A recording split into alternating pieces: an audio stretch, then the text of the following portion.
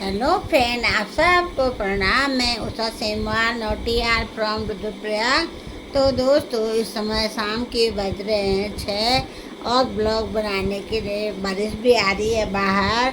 और मैं मन ही मन सोचा क्या करूं क्या करूं तो मैं आज संस्कृत के महान कवि नाटककार श्री कालिदास के बारे में कुछ बताना चाहती हूं। तो दोस्तों, कालिदास जी दिखने में बहुत खूबसूरत थे, लेकिन बचपन में पढ़ने में भी थोड़ा कम थे और थोड़ा दिमाग भी उनका कम ही था।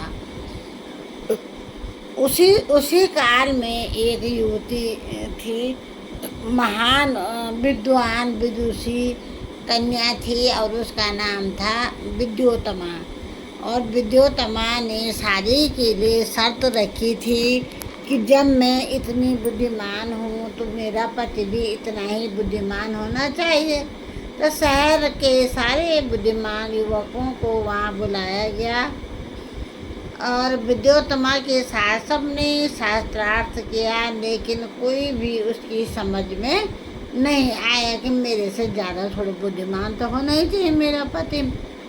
तब उन सभी लड़कों को गुस्सा आया और उन्होंने मन ही मन सोचा कि इस विद्योत्तमा की शादी तो हम महामूर्ख से कराएंगे। तब वो वापस आ रहे थे तो रास्ते में उन्होंने देखा कि एक नवयुवक जो कि दिखने में बहुत खूबसूरत है लेकिन बुद्धि कुछ नहीं है। उन्होंने देखा कि वह नवयुवक उसी टहनी को काट रहा है जिसमें खुद बैठ रखा है, तो बैठा करा से काट रखा है। तब उन्होंने उसको कहा, तो नीचे उतार, तू सबसे सही है उसके लिए, हम तेरी शादी कराएंगे और तूने ऐसा तो बोलना नहीं है, कुछ भी पूछेगी तो उन्हें एक्टिंग से जवाब देना है, वो मुँह नहीं खोलना। वो लड़के उसको लेकर के विद्योत्तमा के पास गए कि विद्योत्तमा ये तुमसे ज़्यादा होशियार है और इनका आजकल मौन व्रत है, ये कुछ भी नहीं बोलेंगे, सिर्फ एक्शन करेंगे। अब विद्योत्तमा ने कहा कि ईश्वर तो एक है। अब वो तो वैसे था, उसको गुस्सा आ रहा था, बोलना भी नहीं था, उसने कह दिया ऐसा तो। अब उसने तो ये सोचा था कि विद्योत्तमा कह रही मैं तेरी आँख निकालूंगी एक, उसको गुस्सा आया, उसने कहा 2 निकालूंगी। अब उन लड़कों ने बताया, ये कह रहा है कि 2 हैं, एक आत्मा है एक परमात्मा है।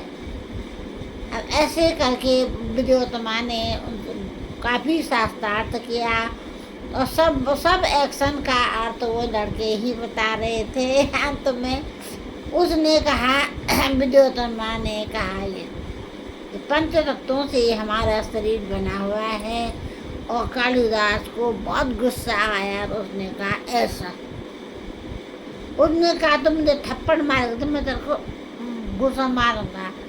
उन लड़कों ने कहा कि तुम कह रहे हो पंच तत्व, ये कह रहे पंच तत्व मिला दो तो ऐसे मुट्ठ बन जाती है। तो उन्होंने कहा, उसने कहा हाँ यार ये तो बहुत होशियार है, और उससे शादी कर दी। काफ़ी समय बाद विद्योत्तमा को पता चला कि ये विद्वान नहीं है, ये मूर्ख है, उन्होंने ही मुझे बेवकूफ़ बनाया है। और उसने उसको अपने घर से भगा दिया कि ऐसा महामूर्ख से करने से मैंने शादी, भाग यहाँ से। अब उसको बहुत बुरा लगा था कालिदास को। कालिदास सीधा काली माता के मंदिर में जाते हैं और वहाँ काली के भक्त बन जाते हैं। काली माता उनको प्रसन्न हो जाती है और कहती है कि आज से तुम्हारा नाम कालिदास, काली माता का भक्त कालिदास है, और तुम जो है पहले अब सरस्वती की आराधना करो। और सरस्वती की आराधना करी और सरस्वती ने भी उनको वरदान दिया कि आज से तुम महान पंडित विद्वान बन जाओगे। और तब उसने जो है संस्कृत की शिक्षा ग्रहण की, और संस्कृत की शिक्षा ग्रहण करने के बाद उन्होंने कई काव्य, महाकाव्य, नाटक कई लिखे।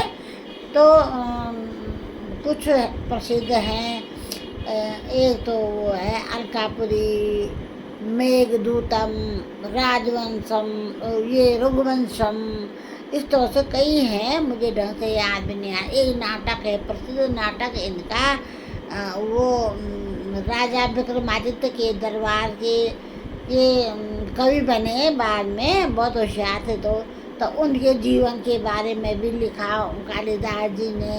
और प्रसिद्ध गीत काव्य नाटक है उनका अभिज्ञान शाकुंतलम, जो कि अभिज्ञान शकुंतला और दुष्यंत के जीवन पर है, प्रेम कथा। और बाद में भूलना, उनके पुत्र भरत के बारे में। अब भरत चक्रवर्ती सम्राट बने और वही जाके आगे उनके वंशज बने। ये महाभारत में कौन थे? ये पांडव कौरवों के वंशज थे। वो बने क्या वंशज बने कि भरत के नाम से ही हमारे देश का नाम भारत पड़ा। तो आज के लिए इतना ही बहुत है दोस्तों। मेरे जो ब्लॉग होते हैं उसमें थोड़ा साहित्य के बारे में जानकारी भी देती हूँ।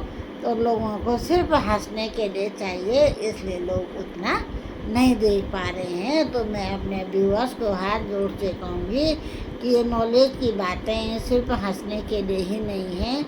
तो इसलिए मेरे ब्लॉग को देखिए, लाइक कीजिए और शेयर कीजिए। तो बाय, फिर मिलते हैं दूसरे ब्लॉग के साथ। तब तक बाय।